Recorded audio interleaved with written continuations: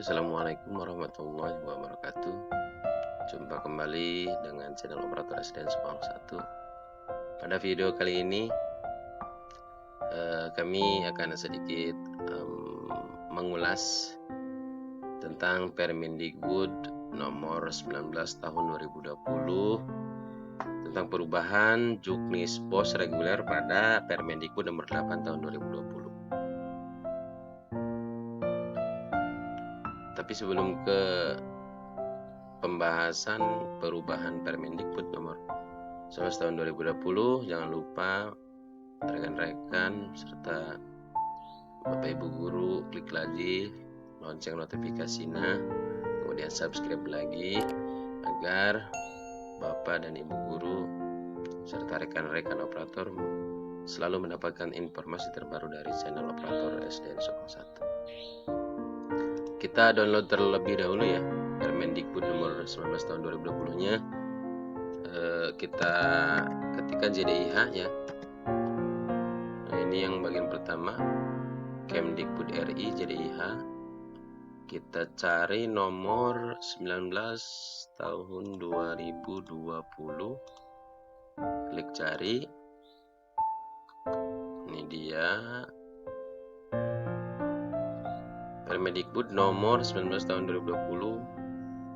Perubahan atas Permendikbud nomor 8 tahun 2020 tentang juknis pos reguler pada sekolah. Kita klik detailnya, kemudian kita unduh salinannya. Kita buka. Nah, sebelum itu saya mau download kembali Permendikbud nomor 8, nanti kita sandingkan. Jadi di mana perubahannya, di mana penambahannya, di mana pengurangannya. Katanya Permendikbud nomor 19 ini ada merugikan ke honorer katanya. Kita lihat dulu di sini Permendikbud nomor 8 ya. Kita cari. Kemudian ini dia Permendikbud nomor 8 tentang juknis pos reguler. Kita klik lagi detailnya. Terus kita unduh salinannya.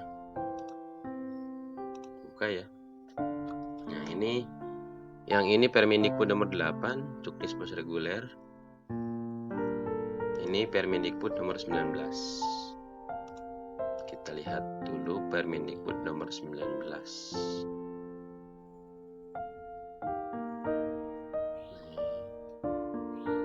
Di sini Permendikbud nomor 19 tahun 2020 tentang perubahan atas Peraturan Menteri Pendidikan dan Kebudayaan nomor 8 tahun 2020 tentang petunjuk teknis bantuan operasional sekolah reguler. Menimbang bahwa dalam upaya mendukung pelaksanaan pembelajaran dari rumah sebagai akibat dari meningkatnya dampak penyebaran coronavirus COVID-19 terhadap pembelajaran pada satuan pendidikan, perlu adanya perubahan kebijakan. Perubahan kebijakan pembiayaan operasional sekolah melalui dana pos reguler yang diatur dalam Permendikbud nomor 8 tahun 2020 tentang juknis pos reguler. Sini ya. Kita lihat jadi perubahannya itu di mana? Nah, ini menetapkan. Nah, ini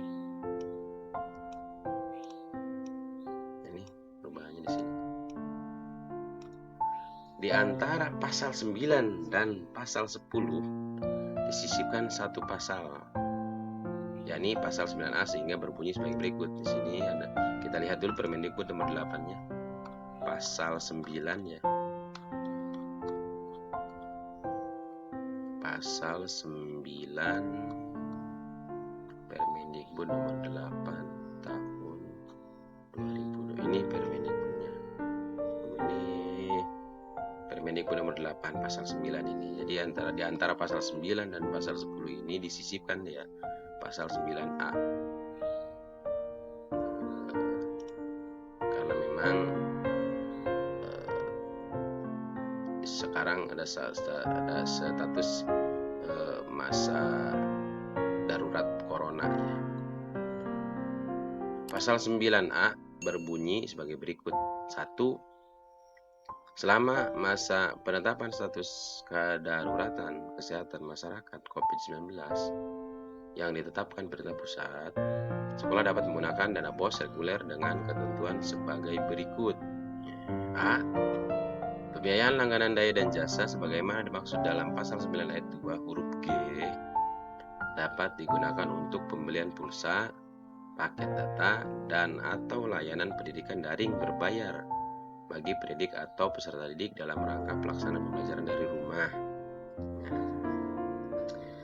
Kita lihat pasal 8-nya, pasal 9 ayat 2 huruf G ya. Ini daya jasa. Jadi biasanya daya jasa itu pembeliannya pulsa untuk operasional operator, kemudian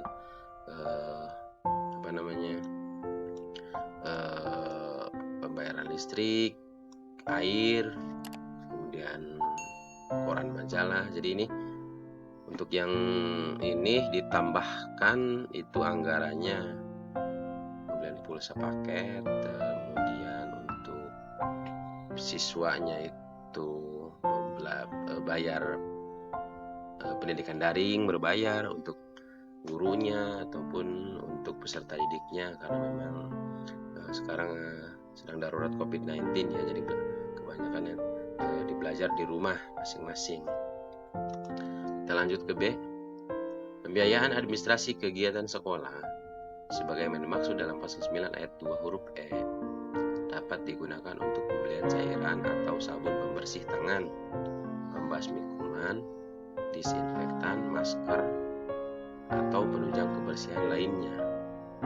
Ini ada penambahan lagi berarti ya, penambahan anggaran. Maksudnya penambahan anggaran ataupun memang nanti dirubah atau ditambah anggarannya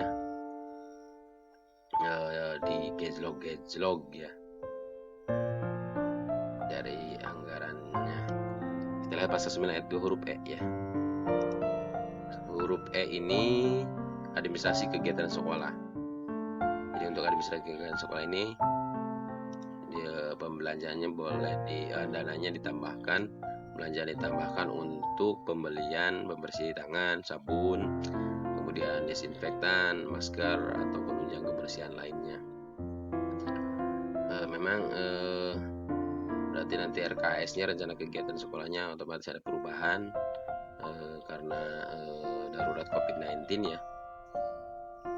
Ada perubahan RKS pada bulan ini sampai nanti mungkin batas waktu darurat COVID-19 ini dicabut oleh pemerintah pusat. Kemudian kita lanjut ke nomor 2. Nah, ini mungkin di sini ya, ini nomor 2. Kita lihat. Ketentuan pembayaran honor paling banyak 50% sebagaimana dimaksud dalam pasal 9 ayat 3 tidak berlaku selama masa penetapan status kedaruratan kesehatan masyarakat COVID-19 oleh pemerintah pusat. Ini memang katanya bahwa memang perubahan pada Permendikbud 19 tahun 2020 ini memang katanya itu merugikan honorer. Jadi memang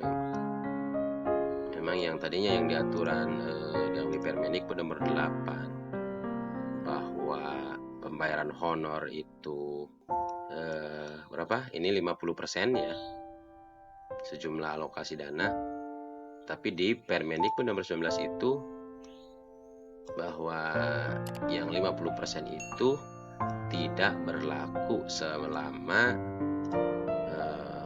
darurat COVID-19. Jadi untuk rekan-rekan yang honor, mungkin nanti honornya tidak bisa dibayarkan 50% seperti persalinan Permendikbud nomor 8 tahun 2020 ya, karena memang ada perubahan ini. Tapi ini hanya sementara ini darurat COVID-19 ya. Dan mudah-mudahan kita berdoa agar masa darurat ini, masa penyebaran virus ini cepat berlalu. Kemudian dilanjut nomor 3, pembayaran honor sebagaimana dimaksud pada ayat 2 ini itu diberikan kepada yang pegawai negeri, diberikan kepada guru yang bukan PNS ya. Dengan syarat, harus memenuhi syaratnya adalah ini tercatat tidak mudik per 31 Desember 2019. Kemudian belum mendapatkan tunjangan profesi. C-nya beban mengajar. Nah, ini dia. Jadi walaupun nanti pembayarannya tidak 50%, jadi si honor ini beban jam mengajarnya itu harus memenuhi. Ya, ini berarti di sini yang dikatakan bahwa Permendikbud ini tidak mendukung honor ataupun katanya merugikan honor. Jadi, walaupun nanti ininya pembayarannya tidak 50%, syaratnya itu tetap harus memenuhi beban mengajar 24. Ini untuk yang honor ya. Lanjut 4. Ketentuan penggunaan dana BOS reguler sebagai dimaksud pada ayat 2 dan ayat 3 mulai berlaku sejak bulan April sampai dicabutnya penetapan status kedaruratan kesehatan masyarakat COVID-19 oleh pemerintah pusat. Jadi di sini berubah. Oke, jadi kesimpulannya bahwa pada Permendikbud nomor 19 tahun 2020 itu ada penambahan anggaran dikarenakan darurat COVID-19 ya. Pertama, peserta langganan daya jasa itu ditambah untuk pembelian paket pulsa, kemudian pendidikan daring berbayar peserta didik dan gurunya, karena kita ini sekarang dalam keadaan belajar di rumah ya. Kemudian penambahan kembali pada pembiayaan administrasi kegiatan itu untuk pembelian sabun pembersih tangan, terus desinfektan, masker, dan kebersihan lainnya guru dan peserta didik ya. Terus katanya yang merugikan adalah yang 50%, bahwa honor itu ketentuan pembayaran honor 50% itu tidak berlaku untuk honorer pada masa darurat COVID-19 ini. Itu tidak berlaku yang di Permendikbud nomor 8, jadi ini tidak berlaku ya untuk pembayaran honor. Walaupun memang nanti bayarnya tidak 50%, jam beban mengajarnya itu harus memenuhi ya, jika ingin dibayar. Ya, mungkin itu saja Bapak Ibu, rekan-rekan yang bisa kami sampaikan. Mudah-mudahan ini bermanfaat dan mohon dimaklum ya apabila ada salah kata ataupun ucapan saya. Kita sama-sama belajar dan mudah-mudahan bisa dipahami oleh rekan-rekan dan Bapak Ibu guru tentang Permendikbud Permendikbud nomor 19 tahun 2020 perubahan Cukdisbos reguler ya. Kemudian jangan lupa subscribe lagi, kemudian tutup lagi lonceng notifikasinya agar Bapak, Ibu, guru, dan rekan-rekan operator selalu mendapatkan informasi terbaru dari kami. Jadi untuk mendownload Permendikbud ini silakan ke Bapak Ibu menuju ke CDIH Kemdikbud ya, Kemdikbud RI, jangan dari yang lainnya. Itu saja, semoga bermanfaat. Saya tutup. Assalamualaikum warahmatullahi wabarakatuh.